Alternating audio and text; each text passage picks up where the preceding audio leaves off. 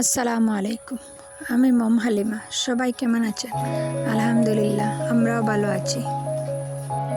আজ হচ্ছে সোমবার। আজকে সকাল 8টা থেকে ব্লগটা স্টার্ট করলাম।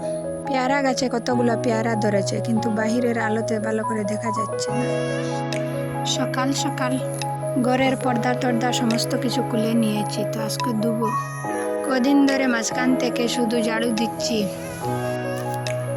বিছানা গুছাচ্ছি, কাটছি দাচ্ছি, তো আজকে ভাবলাম ঘর দর ভালো করে পরিষ্কার করে নিই। তো দেখো, ধুয়ে ভালো করে পরিষ্কার করে লাগিয়ে নিয়েছি পর্দা। বিছানা চাদরটাও চেঞ্জ করে দিয়েছি। এখানে দেখো চেয়ারে কতগুলা কাপড় রয়েছে, এগুলা রাত্রিবেলা ফ্যানের নিচে শরীর উপরে দিয়ে শুকিয়ে নেই। ফ্যানে তো আর ভালোভাবে শুকায় না, শুকালেও কি একটা গন্ধ ধরে যায় কাপড়ের মধ্যে। রোদে যেভাবে শুকায় সেভাবে শুকায় না। মিষ্টি মিষ্টি একটা রোদ উঠেছিল, তো ওগুলা নামিয়ে বাইরে দিয়ে দিলাম। এখানে দেখো ওরা বসে বসে মোবাইল দেখছে।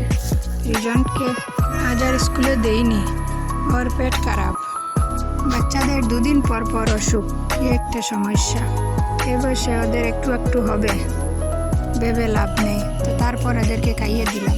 আগের দিনের ভিডিও, রিজওয়ান স্কুলে যাওয়ার সময় ওকে টিফিন দিচ্ছিলাম, তো এখানে রুটি আর মটর ঘুগনি দিয়েছিলাম। আসার পর দেখি ও কিছু খায়নি, ওর পেটে নাকি ব্যথা করছিল।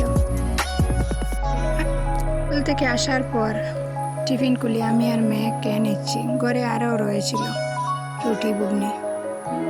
তো আজকের ভিডিওটা এখানে শেষ করলাম।